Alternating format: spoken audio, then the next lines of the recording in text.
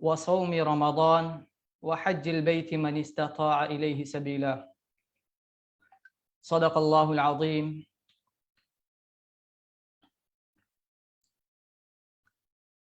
زکوٰۃ اسلام کا ایک اہم بنیادی رکن ہے جس کے بارے میں قرآن مجید کی سینکڑوں آیات اور آپ صلی اللہ علیہ وسلم کی ہزاروں احادیث جس کی فرضیت کے بارے میں آئی ہیں۔ میں نے آپ حضرات کے سامنے 2 آیت تلاوت کی ہیں۔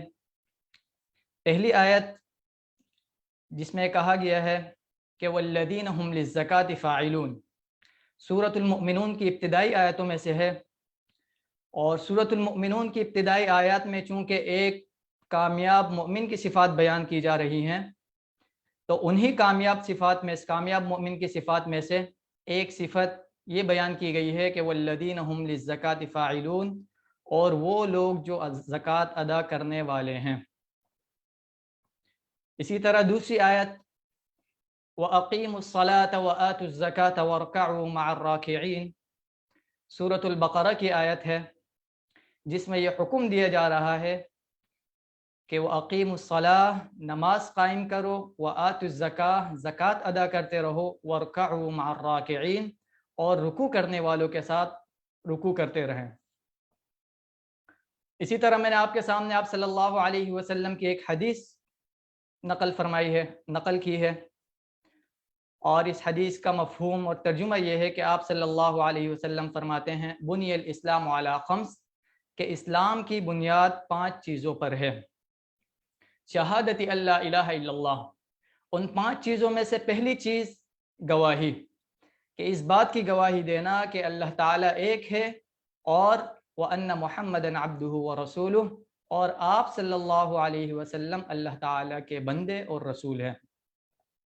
وَإِقَامِ الصَّلَاةِ، دوسرا رکن نماز قائم کرنا، وَإِيتَاءِ الزَّكَاةِ، اور تیسرا رکن زکوٰۃ ادا کرنا، وَصَوْمِ رمضان، رمضان کے روزے رکھنا، وَحَجِّ الْبَيْتِ مَنِ اسْتَطَاعَ إِلَيْهِ سَبِيلًا، اور جن لوگوں کو اللہ تعالیٰ نے استطاعت دی ہے، جو استطاعت رکھتے ہیں، وہ ان کے لیے بیت اللہ کا حج کرنا۔ اس حدیث میں آپ صلی اللہ علیہ وسلم نے زکوٰۃ کو اسلام کا بنیادی رکن قرار دیا ہے۔ تو آج کی اس نشست میں انشاءاللہ زکوٰۃ کے احکام و مسائل سے متعلق گفتگو کریں گے۔ سب سے پہلے زکوٰۃ کے بارے میں، زکوٰۃ کی تعریف، اس کی اہمیت و فرضیت، فضائل زکوٰۃ، اموال زکوٰۃ، نصاب زکوٰۃ، اسی طرح مصارف، زکوٰۃ کے جو مصارف ہیں ان پر گفتگو کریں گے، زکوٰۃ کے شرائط پر بات کریں گے، اسی طرح دیگر جو احکام ہے جو زکوٰۃ سے متعلق ہے اس سے متعلق انشاءاللہ ہم گفتگو کریں گے۔ اسکرین آپ کے سامنے ہے، یہ ہماری آج کی اس نشست کا خلاصہ ہے، مندرجات، کنٹینٹس، ان تمام چیزوں پر، ان تمام نکات پر انشاءاللہ آج ہم بات کریں گے، گفتگو کریں گے۔ سب سے پہلے زکوٰۃ کی تعریف، کہ زکوٰۃ کسے کہا جاتا ہے، زکوٰۃ کے لفظی معنی کیا ہیں، اور زکوٰۃ حضرات فقہا کی اصطلاح میں زکوٰۃ کسے کہا جاتا ہے، زکوٰۃ کی تعریف ہم پڑھیں گے۔ دوسرے نمبر پر زکوٰۃ مال کی پاکیزگی کا ذریعہ۔ جب زکوٰۃ کی ہم تعریف کرتے ہیں، لغوی تعریف کرتے ہیں، تو اس میں عموماً لوگ ایک غلط فہمی کا شکار ہوتے ہیں، کیونکہ زکوٰۃ کو مال کی پاکیزگی کا ذریعہ قرار دیا گیا ہے، تو لوگوں کو پیش آنے والی ایک غلط فہمی کا ازالہ کیا جائے گا۔ تیسرے نمبر پر زکوٰۃ کی فرضیت کے بارے میں، کہ قرآن کریم کی متعدد آیات اور آپ صلی اللہ علیہ وسلم کی احادیث میں زکوٰۃ کی فرضیت جو بیان کی گئی ہے اس کے بارے میں ہم گفتگو کریں گے۔ چوتھے نمبر پر زکوٰۃ کی اہمیت و فضیلت، کہ اسلام میں زکوٰۃ کی کیا اہمیت ہے اور زکوٰۃ کی کیا فضیلت ہے، کہ جو شخص اللہ تعالیٰ کے راستے میں اپنا مال خرچ کرتا ہے زکوٰۃ کی صورت میں، صدقات کی صورت میں، تو اسلام میں اس کی کیا کیا فضیلتیں بیان کی گئی ہے، اس کے بارے میں انشاءاللہ ہم گفتگو کریں گے۔ پانچویں نمبر پر زکوٰۃ، فریض زکوٰۃ میں کوتاہی پر وعید، چونکہ اسلام کا ایک اہم بنیادی رکن ہے، اگر کوئی شخص اس کی فرضیت کا انکار کرتا ہے تو نعوذ باللہ وہ تو دائرہ اسلام سے خارج ہے، اور اگر کوئی شخص اس کی فرضیت کا تو اقرار کرتا ہے، البتہ سستی کرتا ہے اس کی ادائیگی میں، کوتاہی کرتا ہے، تو اس کے بارے میں کیا وعیدیں ہیں، تو انشاءاللہ قرآن مجید کی آیات کی روشنی میں اور احادیث کی روشنی میں اس کا ہم جائزہ لیں گے۔ چھٹے نمبر پر زکوٰۃ کے احکام سیکھنا. زکوٰۃ کے احکام سیکھنے کا کیا حکم ہے اس کے بارے میں ہم پڑھیں گے. آئے زکوٰۃ کے احکامات سے احکام سیکھنا فرض ہے، واجب ہے، مستحب ہے، اس کا کیا درجہ ہے، اس کے بارے میں ہم گفتگو کریں گے. نمبر 7 اسلام کا نظام زکوٰۃ. اسلام کا جو مکمل نظام زکوٰۃ ہے اس کے بارے میں ہم گفتگو کریں گے. اموال زکوٰۃ کہ وہ کون کون سی چیزیں ہیں کہ جن پر اسلام نے زکوٰۃ فرض قرار دیا ہے، یعنی جس کو ہم دوسرے لفظوں میں کہ قابل زکوٰۃ اثاثے، کہ وہ کون کون سی چیزیں ہیں، وہ کون کون سے اثاثے ہیں کہ جن پر زکوٰۃ فرض ہوتی ہے، اس کے بارے میں ہم گفتگو کریں گے. نمبر 9 پر انشاءاللہ نصاب زکوٰۃ کے بارے میں ہم بات کریں گے کہ نصاب زکوٰۃ سے کیا مراد ہے، زکوٰۃ کس شخص پر فرض ہے، زکوٰۃ کے اور زکوٰۃ کی فرضیت کس پر کس شخص کے لیے زکوٰۃ کی ادائیگی ضروری ہے، اس کے بارے میں ہم بات کریں گے. نمبر 10 نصاب. نمبر 2 برائے متوسط طبقہ. جب اسلام کے نظام زکوٰۃ کے بارے میں ہم بات کریں گے تو اسلام نے اس معاشرے کو، انسانی معاشرے کو 3 طبقات میں تقسیم کیا ہے. تو انشاءاللہ ان 3 طبقات میں سے یہ دوسرا طبقہ ہے اور نصاب نمبر 2 اسی دوسرے طبقے سے متعلق ہے. نمبر 11 زکوٰۃ کے 8 مصارف. قرآن مجید میں زکوٰۃ کے جو مصارف بیان کیے گئے ہیں اس کے بارے میں ہم گفتگو کریں گے. ان مصارف کے بارے میں انشاءاللہ مزید وضاحت کی جائے گی. نمبر 12 زکوٰۃ کی ادائیگی کے لیے بنیادی شرائط کہ ایک شخص زکوٰۃ ادا کرنا چاہتا ہے، اس پر زکوٰۃ فرض ہے، وہ زکوٰۃ ادا کرنے جا رہا ہے، اب کن کن شرائط کا اس کو لحاظ رکھنا ہے، کن شرائط کی رعایت رکھنی ہے، اس کے بارے میں ہم بات کریں گے. نمبر 13 زکوٰۃ سے متعلق اہم امور، دیگر جو اہم مسائل ہے زکوٰۃ سے متعلق، اس کے بارے میں انشاءاللہ ہم بات کریں گے. تو سب سے پہلے ہم زکوٰۃ کی تعریف کہ زکوٰۃ کسے کہتے ہیں. زکوٰۃ کے لغوی معنی، زکوٰۃ کے لفظی معنی پاکیزگی اور بڑھوتری کے آتے ہیں. پاکیزگی، بڑھوتری، برکت اسی معنی میں ہے.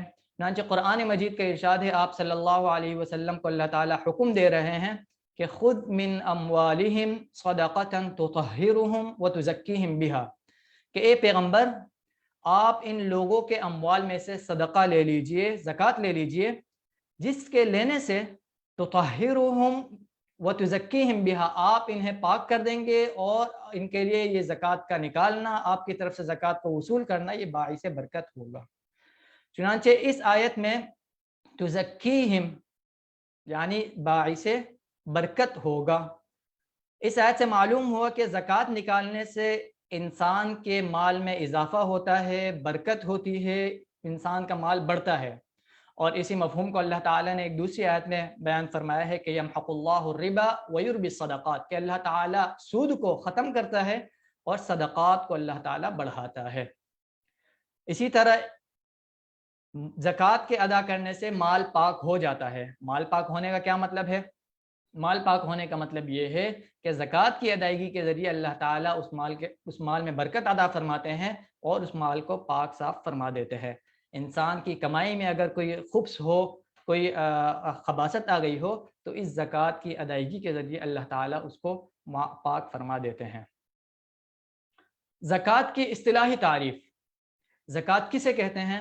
حضرات فقہا کی اصطلاح میں زکوٰۃ مخصوص مال میں سے مخصوص افراد کے لیے مال کی ایک متعین مقدار، اگر کوئی شخص ایک متعین مقدار کسی خاص مصارف کے لیے نکالتا ہے اور وہ شخص صاحب نصاب بھی ہے، تو اس نکالنے کے عمل کو، مال کے اس حصے کو زکوٰۃ نکالنا کہا جاتا ہے.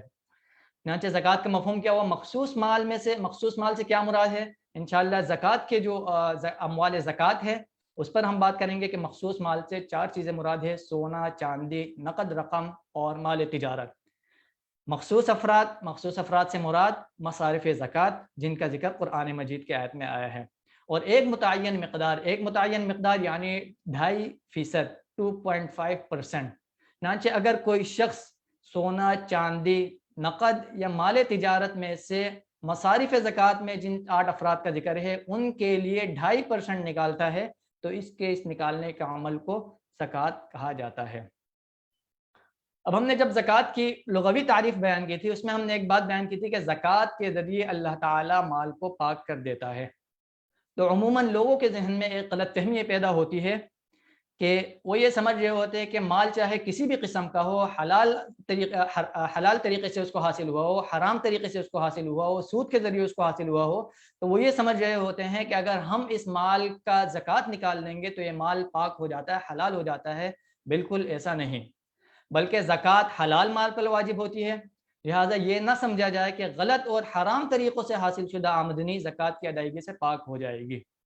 اسی طرح اگر کسی کی کوئی یقینی طور پر حرام یا سودی آمدنی ہے، یا کسی نے کسی شخص کے کسی بندے کی حق تلفی کی ہے، اس کا مال دبا دیا ہے، اور اب وہ چاہتا ہے، اسے علم بھی ہے کہ یہ فلاں کا مال ہے جو میں نے ناجائز طریقے سے اس کو دبایا ہے، اور اب وہ یہ چاہتا ہے کہ میں اس کا مال اس زکوٰۃ کا مال ادا کروں، اس مال کا زکوٰۃ نکالوں، تو اس کے بعد اس پر یہ فرض ہے شرعاً کہ وہ پہلے جو صاحب حق ہے ان تک، ان کے حقداروں تک اس مال کو پہنچا دے، اور اگر صاحب حق کی تعین ممکن نہ ہو تو اس صورت میں زکوٰۃ کی اس رقم کو، تو اس صورت میں ایسی رقم کو ثواب کی نیت کے بغیر صدقہ کرنا واجب ہوگا۔ چنانچہ زکوٰۃ کے بارے میں جو ایک غلط فہمی پائی جاتی ہے تو یہاں اس کا بھی ازالہ ہو گیا۔ نمبر 3، زکوٰۃ کی فرضیت۔ زکوٰۃ ادا کرنا فرض ہے، قرآن کریم کی آیات اور آپ صلی اللہ علیہ وسلم کے ارشادات سے اس کی فرضیت ثابت ہے۔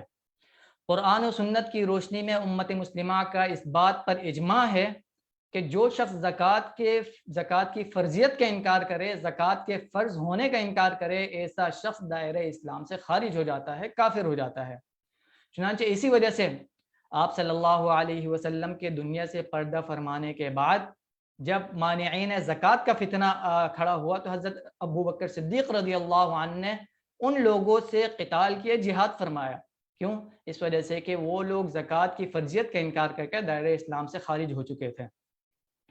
اور اگر کوئی شخص زکوٰۃ کی ادائیگی نہ کرنے والا گناہ کبیرہ کا مرتکب ہے، اگر کوئی شخص زکوٰۃ کی فرضیت کا تو انکار نہیں کرتا، زکوٰۃ کی فرضیت کا اقرار کرتا ہے، زکوٰۃ کی فرضیت کو مانتا ہے، مگر ادائیگی زکوٰۃ میں وہ کوتاہی کرتا ہے، اپنے مال کی زکوٰۃ ادا نہیں کرتا، تو ایسا شخص گناہ کبیرہ کا مرتکب ہے، اور ایسے شخص کے لیے قرآن و سنت میں سخت وعید مذکور ہے۔ زکوٰۃ کے بارے میں قرآن مجید میں 32 مقامات پر نماز کے ساتھ زکوٰۃ کا حکم دیا گیا ہے۔ اقیموا الصلاۃ وآتوا الزکاۃ یقیمون الصلاۃ ویؤتون الزکاۃ۔ اس طرح تقریباً 32 مقامات ایسے ہیں جہاں قرآن مجید میں زکوٰۃ کا حکم دیا گیا ہے، جبکہ 15 مقامات ایسے ہیں جہاں صدقے کے ضمن میں زکوٰۃ کا حکم وارد ہوا ہے۔ ان میں سے ایک مقام وَأَقِیمُوا الصَّلَاةَ وَآتُوا الزَّکَاةَ وَارْکَعُوا مَعَ الرَّاکِعِینَ، اس کا ترجمہ یہ ہے کہ نماز ادا کریں اور زکوٰۃ ادا کرتے رہیں، وَارْکَعُوا مَعَ الرَّاکِعِینَ، اور رکوع کرنے والوں کے ساتھ، نماز پڑھنے والوں کے ساتھ نماز پڑھتے رہیں۔ چوتھے نمبر پر زکوٰۃ کی اہمیت و فضیلت۔ قرآن مجید میں جیسا کہ ابھی گزرے کہ 32 مقامات پر زکوٰۃ کی فرضیت کا بیان ہے، تو جو شخص زکوٰۃ کی فرضیت کو، زکوٰۃ کو فرض سمجھ کر اپنے مال میں سے زکوٰۃ نکالتا ہے، اس کے بارے میں قرآن مجید میں بہت ساری فضیلتیں بیان ہوئی ہیں۔ ان میں سے ایک فضیلت قرآن مجید کا ارشاد ہے کہ مثل الذین ينفقون اموالهم، کہ مثال ان لوگوں کی جو اپنے اموال کو اللہ کے راستے میں خرچ کرتے ہیں، ان کی مثال کیسی ہے؟ کمثل حبۃ، ایک اس دانے جیسی ہے، انبتت 7 سنابل، کہ جو دانہ، ایک دانے کو اگر ہم اگا دیں، وہ دانہ 7 بالیں، 7 خوشے اگائے، فی کل سنبلۃ 100 حبہ، اور ہر بالی میں، ہر خوشے میں 100 دانے ہوں، یعنی ایک چیز کا ثواب اللہ تعالیٰ بڑھا کر 700 گنا تک کر دیتا ہے، اور یہ تو اللہ تعالیٰ کی طرف سے مقرر کردہ ہے۔ اس کے بعد آگے آیت میں فرمایا واللہ یضاعف لمن یشاء، اور اللہ جس کے لیے چاہتا ہے اس کے لیے ثواب میں کئی گنا اضافہ فرما دیتا ہے۔ تو یہ زکوٰۃ کی اہمیت اور فضیلت قرآن مجید سے۔ اب اسی طرح احادیث سے آپ صلی اللہ علیہ وسلم سے حضرت جابر رضی اللہ عنہ فرماتے ہیں، عن جابر رضی اللہ عنہ قال قال رسول اللہ صلی اللہ علیہ قال رجل من القوم یا رسول اللہ، کہ کسی شخص نے، ایک صحابی نے آپ صلی اللہ علیہ وسلم سے پوچھا کہ اے اللہ کے رسول، ارأیت اذا ادى رجل زکاة مالہ، اس شخص کے بارے میں آپ کا کیا خیال ہے کہ جس نے اپنے مال کی زکوٰۃ ادا کر دی؟ فقال رسول اللہ صلی اللہ علیہ وسلم، تو آپ صلی اللہ علیہ وسلم نے ارشاد فرمایا من ادا زکات مالہ، جس شخص نے اپنے مال کی زکوٰۃ ادا کر دی، فقد ذہب عنہ شرہ، تو اس کے مال سے اس کے مال کا شر اس سے جاتا رہا۔ زکوٰۃ کے جس طرح اللہ تعالیٰ نے ہر چیز میں خیر و شر رکھی ہے، اسی طرح مال کا بھی خیر ہے، مال میں بھی خیر ہے اور مال میں شر بھی ہوتا ہے۔ حضرات محدثین فرماتے ہیں مال کے شر سے مراد یہ ہے کہ مال کا چھن جانا، مال کا چوری ہو جانا، یا وہ مال اگر صاحب مال کی ہلاکت کا ذریعہ بنے، یا صاحب مال اس مال کو اللہ تعالیٰ کی نافرمانی اور معصیت میں خرچ کرے، تو یہ اس مال کا شر ہے۔ تو جو شخص آپ صلی اللہ علیہ وسلم کے اس ارشاد کے مطابق جو شخص اپنے مال کی زکوٰۃ ادا کر دیتا ہے تو اس سے اس کے مال کا شر چلا جاتا ہے، اس کا مال بابرکت ہو جاتا ہے۔ نمبر 5، فریضہ زکوٰۃ میں کوتاہی پر وعید۔ قرآن مجید کی آیت ہے سورۃ التوبہ کی آیت نمبر 34 اور 35 آپ کے سامنے ہے۔ یہ اللہ تعالیٰ فرماتے ہیں وَالَّذِينَ يَكْنِزُونَ الذَّهَبَ وَالْفِضَّةَ، اور جو لوگ سونا چاندی جمع کر کے رکھتے ہیں۔ جمع کرنے کا کیا مطلب ہے؟ وَلَا يُنْفِقُونَهَا فِي سَبِيلِ اللَّهِ، اسے اللہ کے راستے میں خرچ نہیں کرتے، سونا ہے ان کے پاس، چاندی ہے، لیکن اس کا وہ زکوٰۃ نہیں نکالتے سونے چاندی کا، تو فَبَشِّرْهُمْ بِعَذَابٍ أَلِيمٍ، تو آپ صلی اللہ علیہ وسلم کو حکم دیا جا رہا ہے کہ آپ ان کو بشارت دے دیجئے، کس کی؟ بِعَذَابٍ أَلِيمٍ، ایک دردناک عذاب کی بشارت دے دیجئے۔ یوم یحمى علیہا فی نار جہنم، جس دن ان کے اس جمع کیے ہوئے مال کو جہنم کی آگ میں گرم کیا جائے گا، تپایا جائے گا، فتکوا، پھر اس مال کو گرم کرنے کے بعد، تپانے کے بعد داغا جائے گا، بہا جباہہم، ان کی پیشانیوں پر، وجنوبہم، ان کے پہلوؤں کو، وظہورہم، اور ان کے پیٹوں کو داغا جائے گا، اور کیا کہا جائے گا؟ ھذا ما کنزتم، یہی وہ مال ہے جسے تم جمع کرتے رہے دنیا میں، لِأَنفُسِكُمْ فَذُوقُوا مَا كُنْتُمْ تَكْنِزُونَ، اب اپنے جمع کیے ہوئے مال کا مزہ چکھو۔ تو ایک سخت وعید اللہ تعالیٰ نے قرآن مجید میں بیان فرمائی ہے ان لوگوں کے لیے جو اپنے مال کی زکوٰۃ ادا نہیں کرتے۔ اسی طرح ایک حدیث آپ صلی اللہ علیہ وسلم کی ہے، آپ صلی اللہ علیہ وسلم فرماتے کہ من آتاہ اللہ مالا فلم یؤد زکاۃ مالہ فلم یؤد زکاتہ، کہ جس شخص کو اللہ تعالیٰ نے مال عطا فرمایا ہے اور وہ اس کی زکوٰۃ ادا نہیں کرتا، مثل مالہ یوم القیامت شجاعا اقرع لہ زبیبتان، کہ قیامت کے دن اس کے مال کو ایک نہایت زہریلے سانپ کی شکل دے دی جائے گی، اور یطوقہ یوم القیامہ، اس کے گلے میں اس کے اس مال کو توق بنا کر ڈال دیا جائے گا۔ اب یہ سانپ کیا کرے گا؟ ثم یأخذ بلہزمتیہ یعنی شدقیہ فیقول انا مالک وانا کنزک، اور وہ سانپ دونوں جبڑوں کو ڈنک مارے گا، دونوں طرف سے اس کے جبڑوں کو نوچتا رہے گا، اور کیا کہے گا؟ انا مالک، میں تمہارا وہی مال ہوں جو تم دنیا میں جمع کرتے رہے ہو، وانا کنزک، میں تمہارا مال ہوں۔ ثم تلا، پھر آپ صلی اللہ علیہ وسلم نے اس آیت مبارکہ کی تلاوت فرمائی، وَلَا يَحْسَبَنَّ الَّذِينَ يَبْخَلُونَ بِمَا آتَاهُمُ اللَّهُ مِنْ فَضْلِهِ وَخَيْرًا لَهُمْ، کہ جو لوگ مال و دولت جمع کرتے ہیں اور اس کی زکوٰۃ ادا نہیں کرتے، اللہ کے راستے میں اس کو خرچ نہیں کرتے، اور اس کو وہ اپنے حق میں بہتر سمجھتے ہیں، تو اللہ تعالیٰ فرماتے ہیں بل هو شر لهم، بلکہ یہ ان کے لیے شر ہے، سَيُطَوَّقُونَ مَا بَخِلُوا بِهِ يَوْمَ الْقِيَامَةِ، اور قیامت والے دن ان کے اس مال کو ان کے گلے کا توق بنایا جائے گا۔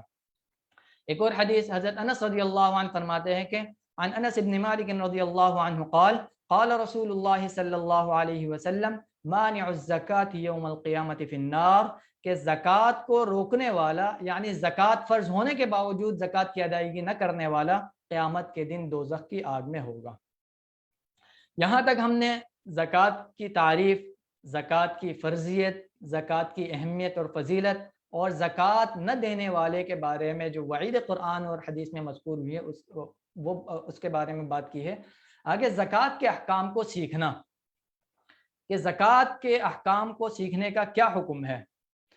چنانچہ جب اس کا حکم یہ ہے کہ اگر کوئی عاقل بالغ مسلمان، چاہے وہ مرد ہو یا عورت ہو، زکوٰۃ کے نصاب کا مالک ہو، اسے معلوم ہو کہ میرے پاس اتنا مال ہے کہ جس کو اگر جس کی مقدار جس کی مجموعی مالیت نصاب زکوٰۃ کو پہنچ جاتی ہے، تو ایسے شخص کے لیے، ایسے شخص پر زکوٰۃ فرض ہو جاتی ہے، اور ایسے شخص کے لیے زکوٰۃ کے احکام سیکھنا فرض ہے۔ فرائض کی تعلیم جو احکامات فرض ہیں ان کی تعلیم بھی فرض ہے، جو احکامات واجب ہیں ان کی تعلیم ان کا سیکھنا بھی واجب ہے۔ اور جو شخص صاحب نصاب نہ ہو، غریب ہے، مستحق ہے، تو ایسے شخص کے لیے زکوٰۃ کے احکام سیکھنا مستحب ہے۔ اور آپ صلی اللہ علیہ وسلم کی حدیث ہے کہ دین کا ایک باب سیکھنا 1000 رکعت نفل نماز سے افضل ہے۔ معلوم ہوا کہ زکوٰۃ کا سیکھنا اس شخص کے لیے جو صاحب نصاب ہو، اس کے لیے زکوٰۃ چونکہ اس پر فرض ہو جاتی ہے، اس وجہ سے اس کے لیے زکوٰۃ کے احکامات سیکھنا فرض ہے۔ اسلام کا نظام زکوٰۃ۔ اب اسلام کا جو زکوٰۃ کا نظام ہے اس کے بارے میں ہم بات کریں گے۔ یاد رکھیے اسلام نے معاشرے میں رہنے والے افراد کو 3 طبقات میں، 3 کیٹیگریز میں، 3 حصوں میں تقسیم کیا ہے۔ چنانچہ روئے زمین میں جتنے بھی مسلمان ہیں ان میں سے ہر مسلمان ان 3 میں سے کسی نہ کسی طبقے میں شامل ہوگا۔ پہلا طبقہ مالدار، اغنیاء، یعنی یہ وہ لوگ ہیں کہ جن کو اسلام نے جن پر زکوٰۃ دینا فرض قرار دیا ہے۔ دوسرا طبقہ وہ ہے سفید پوش، یعنی یہ وہ حضرات ہیں، یہ وہ لوگ ہیں کہ ان پر زکوٰۃ تو فرض نہیں، صاحب نصاب نہیں ہوتے، ان پر زکوٰۃ فرض نہیں ہے، لیکن ان کے لیے زکوٰۃ لینا بھی جائز نہیں۔ اور تیسرا وہ طبقہ جن کو فقراء کہا جاتا ہے، مساکین اور فقراء، یہ وہ لوگ ہیں کہ جو زکوٰۃ کے مستحقین ہیں۔ تو اب یہاں یہ سوال پیدا ہوتا ہے کہ ان 3 طبقات جو ہم نے بیان کیے ہیں، مالدار، اغنیاء، سفید پوش اور فقراء، ان 3 طبقات کے درمیان ہم فرق کیسے کریں گے؟ اس کے لیے شریعت نے اموال زکوٰۃ کے 2 معیار، 2 اسٹینڈرڈ مقرر کیے ہیں، جس کو ہم نصاب نمبر 1 اور نصاب نمبر 2 کے تحت انشاءاللہ آگے بیان کریں گے۔ زکوٰۃ مالداروں سے لے کر فقراء کو، اس پوری سلائیڈ کا کیا خلاصہ ہوا؟ اس کا خلاصہ یہ ہوا کہ زکوٰۃ مالداروں سے لے کر فقراء کو دی جاتی ہے، جبکہ سفید پوش حضرات پر زکوٰۃ نہ تو فرض ہے لیکن ان کے لیے زکوٰۃ لینا بھی جائز نہیں۔ اموال زکوٰۃ۔ زکوٰۃ کن چیزوں پر فرض ہے؟ قابل زکوٰۃ 4 چیزوں کی تفصیل۔ یاد رکھیے اسلام نے جن چیزوں پر زکوٰۃ فرض کی ہے وہ 4 ہے، جو سامنے آپ کی سلائیڈ میں آپ دیکھ سکتے ہیں۔ سامنے چاروں چیزیں بیان کر دی گئی ہیں۔ نمبر 1 سونا، نمبر 2 چاندی، نمبر 3 نقدی روپیہ، اور نمبر 4 مال تجارت۔ یہ وہ 4 چیزیں ہیں جن کو ہم قابل زکوٰۃ اثاثہ یا قابل زکوٰۃ چیزیں قرار دیتے ہیں۔ سونا چاہے کسی بھی کیفیت میں ہو، کسی بھی کنڈیشن میں ہو، کسی بھی حالت میں ہو، چاہے ڈلی کی صورت میں ہو، اینٹ یا بلاک کی صورت میں ہو، زیور کی صورت میں ہو، چاہے برتن کی صورت میں ہو، چاہے استعمال میں ہو یا نہ ہو، یا چاہے اس میں خالص سونا ہو یا ملاوٹ شدہ ہو، سونا اگر ہے تو اس پر زکوٰۃ فرض ہے۔ اسی طرح قابل زکوٰۃ اموال میں سے دوسری چیز چاندی ہے۔ چاندی چاہے ڈلی کی صورت میں ہو، چاہے اینٹ بلاک کی صورت میں ہو، زیور کی صورت میں ہو، برتن کی صورت میں ہو، چاہے استعمال میں ہو یا نہ ہو، چاہے خالص ہو یا ملاوٹ شدہ ہو، اگر چاندی ہے اور وہ اپنی مقدار کو پہنچ جاتی ہے، مقدار آگے ہم بیان کریں گے، اور تو چاندی پر زکوٰۃ فرض ہے۔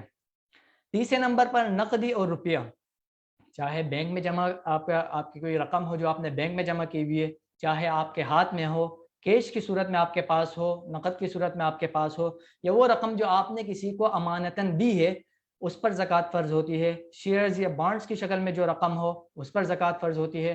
چاہے جو رقم سرمایہ کاری میں لگائی گئی ہو، آپ نے کسی کو کوئی رقم دی ہے، تجارت کی نیت سے آپ نے ان کو رقم دی ہے کسی شخص کو، تو اس پر بھی زکوٰۃ فرض ہے۔ چاہے حج یا شادی وغیرہ کے لیے جمع کی گئی رقم ہو، کوئی شخص حج پہ جانے کی نیت سے پیسے جمع کرتا ہے، عمرے پہ جانے کی نیت سے پیسے جمع کرتا ہے، یا والدین اپنی اولاد کی شادی کے لیے پیسے جمع کرتے ہیں، تو اس پر بھی زکوٰۃ فرض ہے۔ غیر ملکی کرنسی، چاہے کسی بھی ملک کی کرنسی ہو، واجب الوصول قرضے، اکاؤنٹس ریسیویبل، وہ قیمت، وہ قرضے جو آپ نے کسی کو دیے ہیں اور ان کے ملنے کی امید ہو۔ انشورنس یا پالیسی میں اپنی جمع شدہ رقم، اس پر بھی زکوٰۃ فرض ہے۔ یہاں ہم اس سے بحث نہیں کر رہے کہ انشورنس فی نفس ہی جائز ہے، حلال ہے یا حرام ہے، یہاں ہم صرف یہ بات کر رہے ہیں انشورنس کی مد میں جو شخص رقم جمع کرواتا ہے، یا تکافل کی صورت میں جو شخص رقم جمع کرواتا ہے، تو اس پر بھی زکوٰۃ فرض ہے۔ اور چوتھی صورت مال تجارت۔ माल तिजारत का क्या मतलब है कि फरोख्त के लिए रखा हुआ तमाम सामान। माल तिजारत हर वो चीज़ जो आप बेचने की नीयत से ख़रीदें, और दूसरी शर्त अब तक बेचने की नीयत बाकी हो। अगर इन दो शराइत के साथ कोई चीज़ आप ख़रीदते हैं तो ये चीज़ माल तिजारत बन जाती है। नंबर एक, आपने ख़रीदी और ख़रीदते वक्त आपकी ये नीयत थी कि मैं इस चीज़ को फ़रोख्त कर दूंगा, अपने पास नहीं रखूंगा। और दूसरी, जिस वक्त आप अपनी ज़कात का हिसाब कर रहे हैं उस वक्त तक आपकी ये नीयत है कि मैं इस चीज़ को फ़रोख्त कर दूंगा, नीयत अभी तक बाकी हो, तो ये चीज़ माल तिजारत कहलाती है। तो अम्वाल ज़कात ये चार चीज़ें हैं। सोना चाहे किसी भी सूरत में हो, किसी भी कंडीशन में हो, चांदी चाहे किसी भी सूरत में हो, नकदी रुपया चाहे कहीं भी आपके पास हो, बैंक में हो, कैश की सूरत में हो, शेयर्स या बॉन्ड्स की सूरत में हो, या आपने इंश्योरेंस की रकम में उसको जमा किया हो, किसी भी सूरत में आपके पास नकदी हो, ये माल तिजारत है, अम्वाल ज़कात में से है। और नंबर चार, माल तिजारत। माल तिजारत के दो शराइत बयान की गई है। आप कोई चीज़ खरीदें, खरीदते वक्त आपकी नीयत हो बेचने की, और ख़रीदने के बाद भी आपकी नीयत बाकी रहे, तो ऐसी तमाम की तमाम चीज़ें माल तिजारत कहलाती हैं। आगे अम्वाल ज़कात की शराइत। अम्वाल ज़कात की शराइत क्या क्या हैं? क्या आपने ज़कात निकालना चाहते हैं तो उसके लिए चार शराइत बयान की जाती हैं। पहली शर्त, हलाल माल हो। सबसे पहले हमने इसी पर बात की थी कि हराम माल पर ज़कात फ़र्ज नहीं होती बल्कि वो वाजिबुत तसद्दुक़ है। दूसरे नंबर पर मिल्कियत में हो, और तीसरे नंबर पर कर्ज से खाली हो। चौथी शर्त, माल पर एक कमरी साल मुकम्मल गुजर गया हो। साल गुजरना, निसाब पर अगर साल गुजर जाता है तो साल गुजरने के बाद उस रकम पर, साल गुजरने के बाद उस शख्स पर ज़कात फ़र्ज हो जाती है। उसके बाद निसाब ज़कात। हमने अभी जो चार चीज़ें ऊपर बयान की है, सोना, चांदी, नकद रकम और माल तिजारत, इसका खुलासा क्या हुआ? इसका खुलासा ये निकलता है कि जो मुसलमान, चाहे वो मर्द हो, औरत हो, आकिल और बालिग हो, अगर वो मालिक बन जाए, किस चीज़ का मालिक बने? नीचे जो पांच चीज़ें बयान की जा रही हैं उनमें से किसी भी एक चीज़ का मालिक बन जाए तो ऐसा शख्स साहिब निसाब कहलाता है। पहली चीज़ क्या है? 7.5 तोला सोना। अगर कोई शख्स मालिक बन जाए 7.5 तोला सोने का, जो कि अगर ग्राम की सूरत में अगर हम देखें तो 87.47 ग्राम सोने का अगर कोई शख्स मालिक बन जाए, या 52.5 तोला चांदी का मालिक बन जाए। 52.5 तोला चांदी अगर ग्राम की सूरत में हम इसे लेते हैं तो 612.35 ग्राम चांदी का अगर कोई शख्स मालिक बन जाए, या तीसरे नंबर पर 52.5 तोला चांदी की कीमत के बराबर रकम का मालिक बन जाए, और इसकी मालियत आजकल के एतबार से तकरीबन 90,000 रुपये बनती है। 22 मार्च कल के रेट यहाँ बयान किए गए हैं, तो कल के एतबार से 52.5 तोला चांदी की कीमत तकरीबन 90,142 रुपये है। तो अगर कोई शख्स 52.5 तोला चांदी की कीमत के बराबर रकम का मालिक बन जाए, या चौथे नंबर पर 52.5 तोला चांदी की कीमत के बराबर माल तिजारत का मालिक बन जाए, और माल तिजारत की तारीफ पीछे अभी बयान कर चुके हैं हम कि जो चीज़ हम आगे फ़रोख्त करने की नीयत से ख़रीदें और अभी तक ये नीयत फ़रोख्त करने की बाकी हो। और पांचवी चीज़, दरजबाला चारों अम्वाल ज़कात, सोना, चांदी, नकदी, माल तिजारत, इनमें से किसी दो का क्या मतलब है? कुछ सोना है, कुछ चांदी है, या किसी तीन अम्वाल ज़कात में से कुछ सोना है, कुछ चांदी है और कुछ माल तिजारत है, या चार के मजमुआ, इन चारों का मजमुआ हो कि उसके पास थोड़ा सोना है, थोड़ी सी चांदी है, नकदी है और माल तिजारत उसके पास है, और इन चारों का मजमुआ, इन मजमुए की कीमत 52.5 तोला चांदी की कीमत के बराबर पहुंच जाए, तो ये शख्स साहिब निसाब कहलाएगा। ऐसा शख्स साहिब निसाब कहलाएगा। नंबर एक, 7.5 तोला सोना किसी की मिल्कियत में हो, 52.5 तोला चांदी किसी की मिल्कियत में हो, या 52.5 तोला चांदी की कीमत के बराबर किसी की मिल्कियत में नकद रकम हो, या इन चारों अम्वाल ज़कात का मजमुआ हो और इस मजमुए की कीमत 52.5 तोला चांदी की कीमत के बराबर पहुंच जाए, तो ऐसा शख्स साहिब निसाब कहलाता है। और जिस कमरी तारीख को वो साहिब निसाब बना, वो तारीख इस शख्स के ज़कात के हिसाब की तारीख के तौर पर तय हो जाएगी। मिसाल के तौर पर एक शख्स 10 शव्वाल کو ایک شخص کے پاس اتنی رقم آ جاتی ہے کہ جو 52.5 تولہ چاندی کی مالیت کے برابر ہے، تو 10 شوال کا دن اس شخص کے لیے زکوٰۃ کے حساب کی تاریخ کے طور پر طے ہو جائے گی۔ اگلے سال جب 10 شوال آئے گا تو اگلے قمری سال کی اسی تاریخ پر اگر یہ صاحب نصاب رہا تو اس کے پورے اموال کا 2.5% نکالنا واجب ہوگا۔ یعنی 10 شوال جس دن وہ صاحب نصاب بنا، صاحب نصاب بننے کے بعد اگلے سال 10 شوال تک اگر اس کا نصاب باقی رہتا ہے، بیچ میں اگرچہ تھوڑی بہت کمی بیشی ہوتی رہے، بشرطے کہ نصاب مکمل ختم نہ ہوا ہو، تو ایسے شخص پر 2.5% نکالنا واجب ہے۔ نیز اگر صاحب نصاب پر قرض وغیرہ ہو تو اموال زکوٰۃ کو جمع کر کے قرض کی رقم کو اس سے منہا کیا جائے گا۔ اس کے بعد بھی اگر نصاب کے بقدر باقی بچے تو زکوٰۃ واجب ہوگی، اور اگر قرض کی 52.5 تولہ چاندی کی رقم کے برابر اس کے پاس مال باقی نہیں بچتا تو اس پر زکوٰۃ واجب نہیں ہوگی۔ نصاب زکوٰۃ، زکوٰۃ کس پر فرض ہے؟ سب سے زکوٰۃ کی فرضیت کے 4 شرائط ہیں۔ نمبر 1 مسلمان ہو، چنانچہ کافر پر زکوٰۃ فرض نہیں، جس طرح دیگر عبادات کا وہ مکلف نہیں، دیگر احکام شریعت کا وہ مکلف نہیں، اسی طرح زکوٰۃ کا بھی وہ مکلف نہیں۔ چنانچہ زکوٰۃ کی ادائیگی کی پہلی شرط کیا ہے؟ مسلمان ہونا۔ دوسری شرط عاقل ہونا، پاگل، مجنون، دیوانے پر زکوٰۃ فرض نہیں۔ بالغ ہونا، نابالغ بچے کے مال پر زکوٰۃ فرض نہیں۔ اگر کوئی چھوٹی بچی ہے جس کی ملکیت میں سونا وغیرہ ہے تو اس پر زکوٰۃ فرض نہیں۔ صاحب نصاب، نمبر 4 صاحب نصاب ہونا، اور صاحب نصاب کا کیا مطلب ہے؟ جو پیچھے بھی ہم نے بات بیان کی ہے کہ جو شخص فلاں چیز کا، ان 5 چیزوں میں سے کسی چیز کا مالک بن جائے وہ صاحب نصاب کہلاتا ہے۔ اگر نصاب کے بقدر مال نہیں تھا لیکن مال آنے کی امید پر پہلے ہی زکوٰۃ دے دی تو زکوٰۃ ادا نہیں ہوگی۔ یہ شرائط زکوٰۃ کی ادائیگی کی شرائط ہے۔ آگے نصاب زکوٰۃ، زکوٰۃ کس پر فرض ہے؟ جو چیزیں ہم نے پیچھے بیان کی تھی اسی چیز کو ابھی ہم نقشے کی صورت میں، جدول کی صورت میں، ایک چارٹ کی صورت میں بیان کر رہے ہیں۔ اس کو دیکھیے کہ جس شخص کے پاس درج ذیل اموال یعنی نقشے میں دی گئی مقدار کے مطابق ہوں وہ صاحب نصاب ہے۔ اس میں 4 چیزیں بیان کر دی گئی ہے جو اموال زکوٰۃ ہیں: سونا، چاندی، نقدی، مال تجارت۔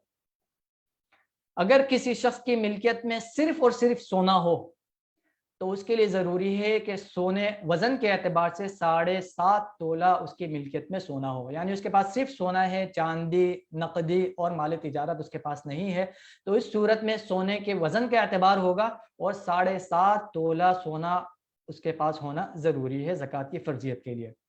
دوسرے نمبر پر صرف اور صرف چاندی ہو، سونا اس کے پاس نہیں ہے، صرف چاندی ہے، اور چاندی اگر 52.5 تولہ چاندی اگر اس کے پاس ہو تو اس صورت میں اس پر زکوٰۃ فرض ہوگی۔ سونا اور چاندی، اگر صرف سونا ہو یا صرف چاندی ہو تو ان دونوں صورتوں میں وزن کا اعتبار کیا جائے گا۔ تیسری صورت کیا ہے؟ کوئی سے 2 اموال زکوٰۃ ہو، تھوڑا سا سونا اس کے پاس ہے، تھوڑی سی چاندی اس کے پاس ہے، یا چوتھی صورت کوئی 3 اموال زکوٰۃ ہو، تھوڑا سا سونا، تھوڑا سا چاندی اور تھوڑی سی نقد رقم اس کے پاس ہو، یا چاروں اموال زکوٰۃ میں سے تھوڑا تھوڑا اس میں سے سب میں سے اس کے پاس ہو، چاندی، سونا، نقدی، مال تجارت سب ہو، تو ان تینوں صورتوں میں قیمت کا اعتبار ہوگا، وزن کا اعتبار نہیں ہوگا۔ تو گویا 52.5 تولہ اگر ان تینوں صورتوں میں اگر 52.5 تولہ چاندی کی مالیت کے برابر کی رقم پہنچ جائے تو، اور 52.5 تولہ چاندی کی قیمت 90,142 روپے بنتے، تو اس صورت میں اس پر زکوٰۃ فرض ہو جائے گی۔ اس کا خلاصہ کیا ہوا؟ اگر کسی شخص کی ملکیت میں صرف سونا ہو تو 52.5 تولہ سونا ہونا ضروری ہے زکوٰۃ کی فرضیت کے لیے، اور اگر کسی شخص کی ملکیت میں صرف چاندی ہو تو 52.5 تولہ 7.5 تولہ سونا ہونا ضروری ہے اور 52.5 تولہ چاندی ہونا ضروری ہے۔ ان دونوں صورتوں میں وزن کا اعتبار ہوگا، اور اگر اس کے علاوہ کوئی 2 اموال زکوٰۃ یا 3 اموال زکوٰۃ یا 4 اموال زکوٰۃ اس کے پاس آ جاتے ہیں تو اس صورت میں 52.5 تولہ چاندی کی مالیت کے بقدر اگر وہ پہنچ جاتا ہے تو اس صورت میں اس پر زکوٰۃ فرض ہوگی۔ نمبر 10 نصاب برائے متوسط طبقہ۔ ہم نے شروع میں جب اسلام کے نظام زکوٰۃ کے بارے میں بات کی تھی تو اس میں ہم نے کہا تھا کہ اسلام نے معاشرے میں رہنے والے ہر شخص کو 3 طبقات میں تقسیم کیا ہے۔ ان میں سے پہلا طبقہ اغنیاء اور مالدار، جن پر زکوٰۃ شریعت فرض کرتی ہے، فرض قرار دیتی ہے، اور پیچھے انہی کے بارے میں ہم بات کر کے آئے ہیں۔ دوسرے نمبر پر دوسرا طبقہ جو سفید پوش تھا، جس کے بارے میں ہم نے بات کی تھی کہ نہ تو ان پر زکوٰۃ فرض ہوتی ہے اور نہ ہی ان کے لیے زکوٰۃ لینا جائز ہوتا ہے۔ یہ نصاب نمبر 2 ہے۔ نصاب نمبر 2 برائے متوسط طبقہ یعنی سفید پوش طبقہ جس کو ہم کہہ رہے ہیں۔ زکوٰۃ وصولی کا نصاب۔ زکوٰۃ وصولی کا نصاب یعنی اس میں آپ دیکھ رہے ہیں کہ 4 چیزیں جو ہم نے پیچھے اموال زکوٰۃ کے بیان میں اموال زکوٰۃ کے طور پر بیان کی تھی، سونا، چاندی، نقدی، مال تجارت، وہ چاروں چیزیں ہیں۔ اس کے ساتھ ساتھ ایک زائد چیز ہے، ایک اضافی چیز ہے، ضرورت سے زائد سامان ہونا۔ اس کی کیا صورت ہے؟ مثلا کسی شخص کے پاس سونا ہے، اب یہ سونا 7.5 تولے سے کم ہے، البتہ اس کے ساتھ ساتھ ضرورت سے زائد سامان اس کے پاس کچھ ہے۔ ضرورت سے زائد سامان کا کیا مطلب ہے؟ ایسی چیزیں ہیں جو اس کے استعمال میں نہیں آتی۔ ایک گاڑی وہ استعمال کرتا ہے، ایک گاڑی اس کے پاس گھر میں ایسی رکھی ہوئی ہے، ایک مکان میں رہتا ہے، دوسرا مکان اس نے اسی طرح رکھا ہوا ہے، اس میں رہائش اس نے اختیار نہیں کی ہوئی ہے۔ اسی طرح ہر وہ چیز جو استعمال میں نہیں آتی وہ ضرورت سے زائد کہلاتی ہے۔ تو اگر کسی شخص کے پاس سونا ہے اور یہ سونا نصاب کے بقدر نہیں پہنچتا اور اس کے ساتھ ساتھ ضرورت سے زائد سامان ہے، ضرورت سے زائد سامان، اور ان دونوں کی مجموعی مالیت 52.5 تولہ چاندی کی قیمت کے برابر ہو جائے تو ایسا شخص زکوٰۃ وصول نہیں کر سکتا۔ اسی طرح اگر کسی شخص کے پاس چاندی ہو اور ساتھ ساتھ ضرورت سے زائد سامان ہو، ضرورت سے زائد مثال کے طور پر کسی شخص کے پاس 50 تولہ چاندی ہے اور 20,000 روپے اس کے پاس کوئی ایسی ضرورت سے زائد چیز ہے جس کی قیمت، جس کی مالیت 20,000 بنتی ہے، اب ان دونوں کو اگر ہم جمع کریں گے تو یہ 52.5 تولہ چاندی کی قیمت سے بڑھ جاتی ہے، تو ایسا شخص بھی زکوٰۃ وصول نہیں کر سکتا۔ تیسری چیز، ضرورت سے زائد سامان اور کوئی 2 سے زیادہ اموال زکوٰۃ ہوں، ٹھیک ہے، اس کے پاس تھوڑی مقدار میں چاندی ہے، نقدی ہے، مال تجارت ہے اور اس کے ساتھ ساتھ ضرورت سے زائد سامان ہے، ان چاروں کا مجموعہ ملا کر 52.5 تولہ چاندی کے برابر پہنچ جاتا ہے تو ایسا شخص زکوٰۃ وصول نہیں کر سکتا۔ زکوٰۃ کے مصارف۔ قرآن مجید میں سورۃ التوبہ کی آیت نمبر 60 میں اللہ تعالیٰ فرماتے ہیں انما الصدقات للفقراء، 8 مصارف بیان کیے گئے ہیں۔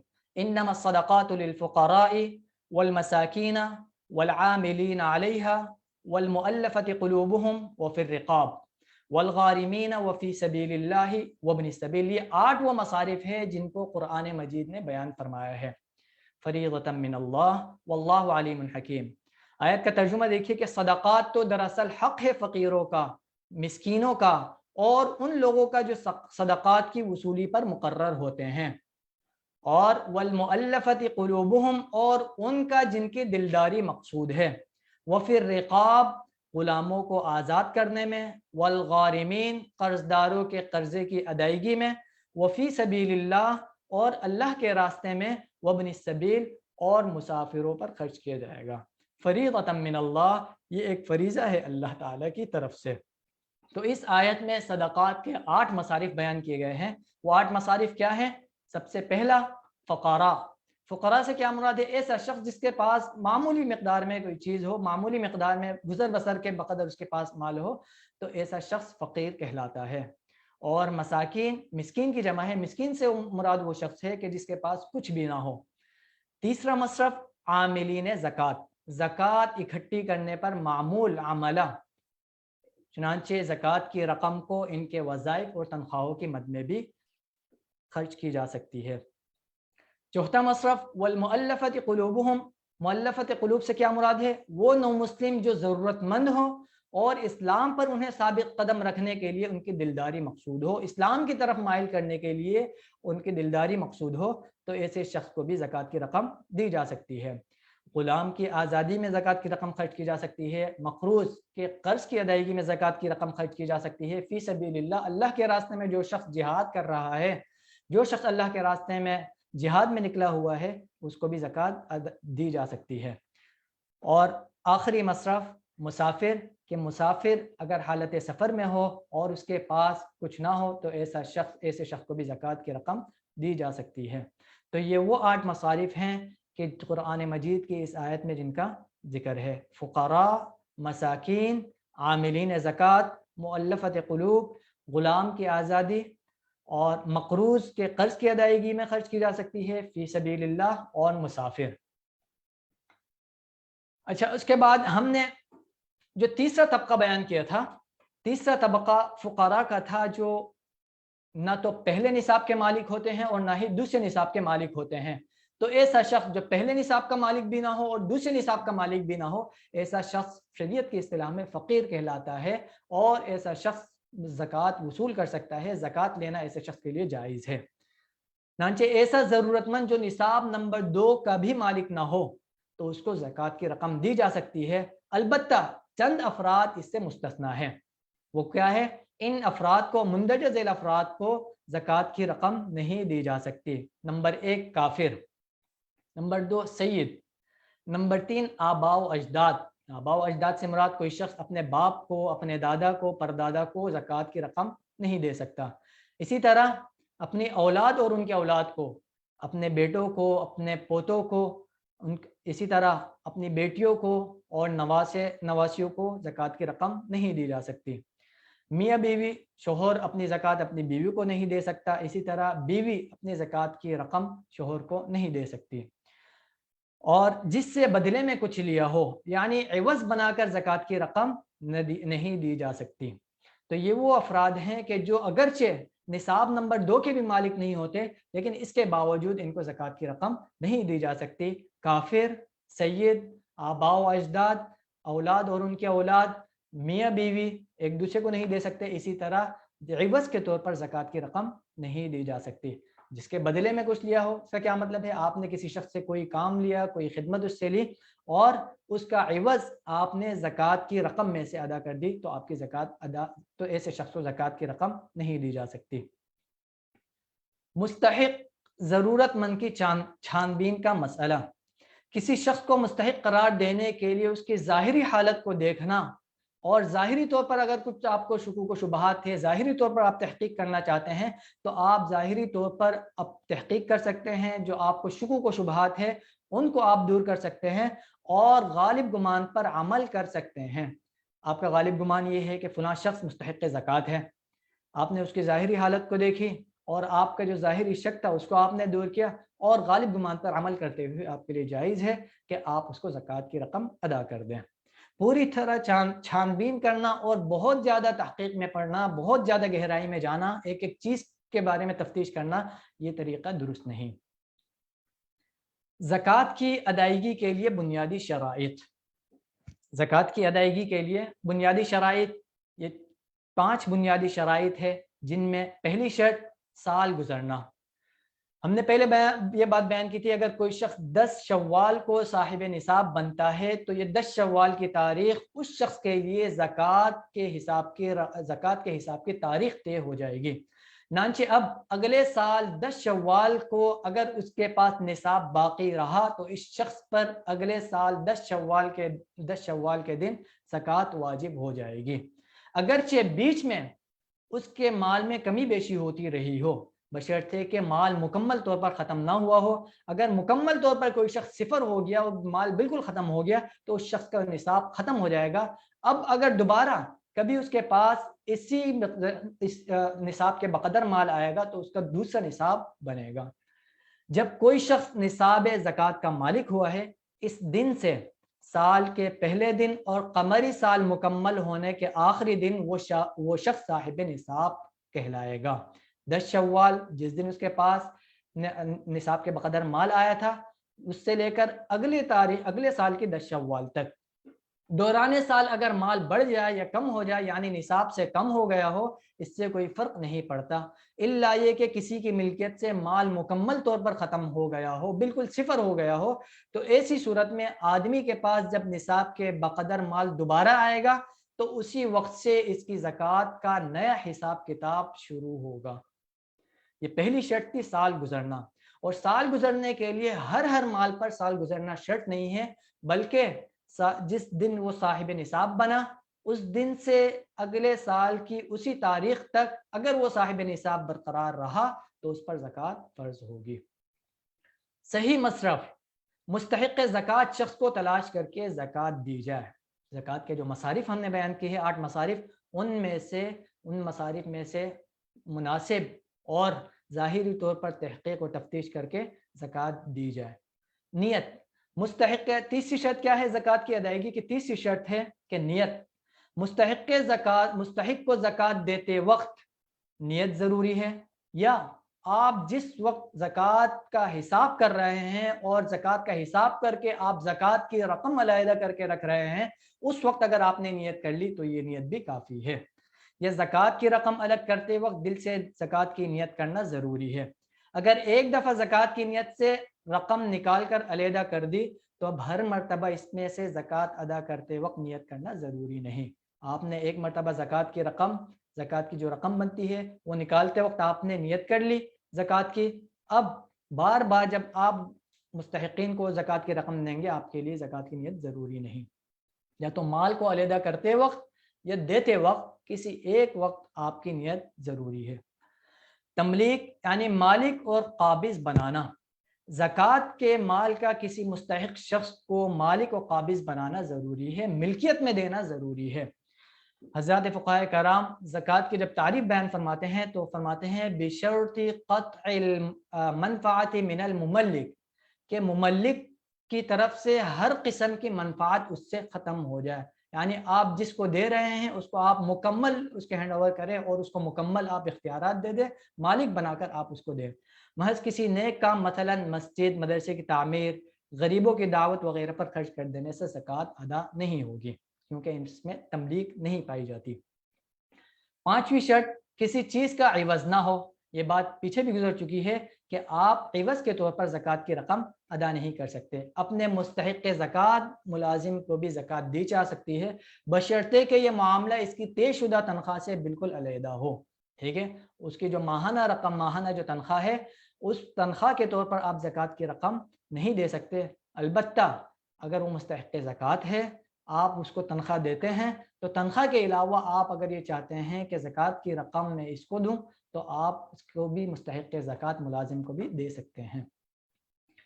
زکوٰۃ سے متعلق دیگر چند اہم امور۔ زکوٰۃ کی تاریخ کے بارے میں ہم نے یہ پیچھے بات بیان کی ہے کہ زکوٰۃ کی تاریخ جس دن جو شخص صاحب نصاب ہوتا ہے، جس کے نصاب میں، جس کی ملکیت میں 52.5 تولہ چاندی کی رقم کے برابر کیش پہلی مرتبہ آتا ہے، نقد رقم پہلی مرتبہ اس کی ملکیت میں آتی ہے، تو وہ شخص اس کے لیے وہ تاریخ اس کے لیے زکوٰۃ کی تاریخ طے ہو جاتی ہے۔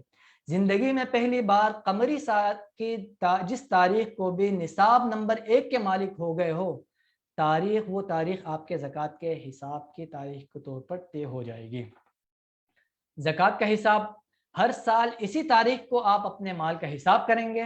اگر آپ کے پاس نصاب کے بقدر اموال زکوٰۃ ہیں تو ان پر 2.5% دینا زکوٰۃ آپ پر فرض ہوگا۔ قمری تاریخ کا اعتبار، زکوٰۃ کی ادائیگی کے لیے قمری تاریخ کا اعتبار ہوگا۔ جس طرح دیگر عبادات، روزے میں، رمضان کے روزے میں اور دیگر عبادات میں قمری تاریخ کا اعتبار ہوتا ہے، اسی طرح زکوٰۃ کی ادائیگی کے لیے بھی قمری تاریخ کا اعتبار ہوگا۔ اگر کسی کو تاریخ یاد نہ ہو تو غور و فکر کرے، اور غور و فکر کرنے کے بعد قریب ترین تاریخ کو اپنے زکوٰۃ کی تاریخ مقرر کر لے، اور آئندہ سال جب یہ تاریخ آئے گی تو اسی کو اپنے زکوٰۃ کی تاریخ مقرر کر کے اسی کے مطابق زکوٰۃ ادا کرتا رہے۔ باقی زکوٰۃ حساب کرنے کے بعد اور انتظامی سہولت سے ادائیگی شمسی تاریخ میں کرنا بھی جائز ہے۔ آپ زکوٰۃ کا جو حساب کتاب کریں گے وہ قمری تاریخ کے اعتبار سے کریں گے، البتہ انتظامی طور پر آپ انتظامی سہولت کے پیش نظر اگر آپ اس کی ادائیگی شمسی تاریخ میں کرنا چاہیں تو یہ صورت جائز ہے۔ قیمت فروخت کا اعتبار ہے. زکوٰۃ میں قیمت فروخت کا اعتبار ہوتا ہے، یعنی جس قیمت پر آپ کا بیچنے کا ارادہ ہے اور عموماً اس پر بک بھی جاتی ہو تو وہ اس قیمت کا اعتبار ہوگا. مارکیٹ ویلیو، ایک چیز کوئی چیز آپ نے ایک پلاٹ خریدا، بیچنے کی نیت سے آپ نے خریدا، اور اس وقت اس کی قیمت 50 لاکھ تھی اور آج اس کی قیمت 70 لاکھ ہے، تو قیمت فروخت کا اعتبار ہوگا. اور ابھی تک آپ کی بیچنے کی بھی نیت ہے تو گویا یہ آپ کا مال تجارت ہے. تو اب آپ جب بیچنے جائیں گے تو اس کی مارکیٹ ویلیو، کرنٹ ویلیو آپ اس کی دیکھیں گے اور کرنٹ ویلیو کے اعتبار سے آپ اس کی زکوٰۃ ادا کریں گے. مال تجارت ہر وہ چیز جو آگے بیچنے کی نیت سے خریدی گئی ہو اور زکوٰۃ کی ادائیگی کے دن تک یہ نیت برقرار ہو. پیچھے مال تجارت کی تعریف میں ہم نے یہ بات پڑھی تھی کہ مال تجارت بننے کے لیے 2 شرائط کا پایا جانا ضروری ہے. جس وقت وہ چیز آپ خرید رہے ہیں اس وقت آپ کی نیت بیچنے کی ہو، اور دوسری شرط کہ خریدنے کے بعد آپ کی وہ نیت بیچنے کی، آگے فروخت کرنے کی نیت باقی رہے. چنانچہ اگر کسی شخص نے بیچنے کی نیت سے کوئی مکان خرید لیا، کوئی پلاٹ خرید لیا، لیکن اب اس کا ارادہ بدل جاتا ہے، اب وہ یہ چاہتا ہے کہ میں اس پلاٹ میں، اس مکان میں خود اپنی رہائش اختیار کر لوں، تو چونکہ اب اس کی نیت ختم ہو گئی، اب اس پر زکوٰۃ نہیں ہوگی. رمضان اور زکوٰۃ. صدقات ماہ رمضان ہی کے ساتھ خاص نہیں ہے بلکہ یہ ہر وقت مستحب اور مشروع قرار دیے گئے ہیں. البتہ رمضان میں اعمال کا اجر 70 گنا تک بڑھ جاتا ہے. بہت سے لوگوں کو یہ غلط فہمی ہوتی ہے، وہ یہ سمجھتے ہیں کہ رمضان میں ہی زکوٰۃ ادا کرنا ضروری ہے اور رمضان میں زکوٰۃ ادا کرتے ہیں وہ، ٹھیک ہے، تو یہ بات شرعاً درست نہیں ہے. واضح رہے کہ زکوٰۃ اس وقت واجب ہوتی ہے جب نصاب کے بقدر مال پر چاند کے حساب سے 1 سال مکمل ہو گیا ہو، چاہے وہ سال آپ کا محرم میں ہو رہا ہو، سفر میں ہو رہا ہو، رجب میں ہو رہا ہو، شعبان میں ہو رہا ہو. جس تاریخ کو، جس مہینے آپ صاحب نصاب بنتے ہیں اور سال پورا ہوتا ہے، اس وقت آپ پر زکوٰۃ کی ادائیگی فرض ہوتی ہے. سال مکمل ہوتے ہی حساب کر کے فوراً زکوٰۃ ادا کرنی چاہیے. اس کے لیے رمضان کا انتظار نہیں کرنا چاہیے. ہاں، البتہ اگر رمضان قریب ہے، مثال کے طور پر ایک شخص کا سال شعبان میں مکمل ہوتا ہے، اب شعبان میں وہ حساب کتاب کر کے زکوٰۃ کی رقم علیحدہ کر دیتا ہے اور رمضان میں یہ زکوٰۃ کی رقم خرچ کرنے کا ارادہ کرتا ہے، تو اس کے لیے اس کی گنجائش ہے. اگر کوئی شخص سال پورا ہونے سے پہلے زکوٰۃ دے دے تو بھی زکوٰۃ ادا ہو جائے گی. تو یہ زکوٰۃ سے متعلق جو پہلا حصہ تھا جس کے بارے میں آج ہم نے گفتگو کی. سب سے پہلے ہم نے زکوٰۃ کی تعریف بیان کی، زکوٰۃ کی اہمیت اور فرائض کے بارے میں ہم نے بات کی، زکوٰۃ کے فضائل کے بارے میں ہم نے بات کی. اس کے بعد اموال زکوٰۃ کی ہم نے تفصیل بیان کی، نصاب زکوٰۃ کہ زکوٰۃ صاحب نصاب کون ہوتا ہے، صاحب نصاب سے کون مراد ہے. اس میں ہم نے 2 نصاب بیان کیے، ایک نصاب جو اغنیاء کے لیے اور دوسرا نصاب اس شخص کے لیے جس پر زکوٰۃ تو واجب نہیں ہوتی لیکن اس کے لیے زکوٰۃ لینا بھی جائز نہیں. اس کے بعد مصارف زکوٰۃ، قرآن مجید کی آیت کی روشنی میں ہم نے 8 مصارف زکوٰۃ کو بیان فرمایا. اس کے بعد شرائط زکوٰۃ کے زکوٰۃ ادا کرتے وقت کن کن چیزوں کا لحاظ رکھنا، کن کن شرائط کا لحاظ رکھنا ضروری ہوتا ہے. اس کے بعد دیگر احکام و مسائل، اور آخر میں رمضان اور زکوٰۃ کے بارے میں. رمضان کے بارے میں چونکہ یہ غلط فہمی ہوتی ہے، لوگ زکوٰۃ رمضان میں ہی ادا کرنے کو ضروری سمجھتے ہیں، اور یہاں اس غلط فہمی کا ازالہ کر دیا گیا ہے. اس پوری پریزنٹیشن سے متعلق آپ حضرات کے جو بھی سوالات ہیں وہ آپ واٹس ایپ گروپ میں کر سکتے ہیں، انشاءاللہ آپ کو ان کے جوابات دے دیے جائیں گے. وآخر دعوانا ان الحمد للہ رب العالمین.